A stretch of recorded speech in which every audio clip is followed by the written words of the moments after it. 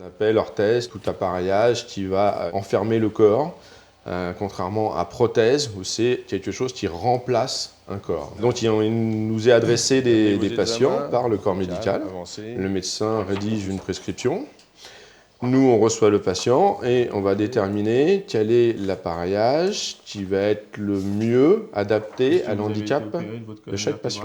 J'ai eu envie de faire ce métier parce que mon père était orthoprothésiste, mon oncle aussi était orthoprothésiste. C'est comme ça que j'ai connu ce métier. J'ai suivi les premières formations, il n'y avait que CAP. Maintenant, notre profession a la possibilité de faire passer soit des CAP, soit un BP, soit des BTS. Au début, travailler avec mon père. Après, j'ai été employé dans une autre entreprise. Et puis ensuite, j'ai créé ma société. On est 6 orthoprothésistes.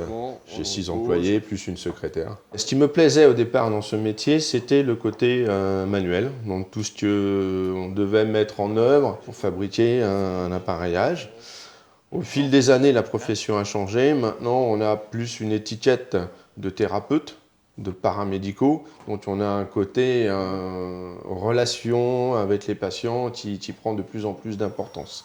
On reçoit quand même des pathologies très différentes. On réalise 200 appareillages différents. Si on prend un releveur de pied, il faut à compter 4-5 heures de fabrication en atelier. Et si on prend un corset, ça ira jusqu'à 1 jour de fabrication. Donc ça, c'est très intéressant. On ne s'ennuie jamais, c'est toujours varié, c'est jamais la routine.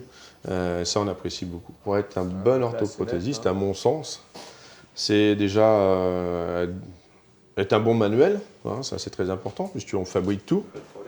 Derrière, ça ne touche pas au niveau du talon. Ça a l'air mieux, ça a l'air bien, vraiment. Par contre, là, ça fait... Ensuite, bien sûr, il y a le côté relationnel avec les patients et avec le corps médical. Donc avec les patients, il faut être à l'écoute de ce qu'ils ont à dire. Ce que j'aimerais bien voir en fin de carrière, que notre profession devient vraiment reconnue par les partenaires médicaux et paramédicaux. On devient vraiment des thérapeutes à part entière. Alors, on va faire un essai. Voilà mes objectifs pour l'avenir.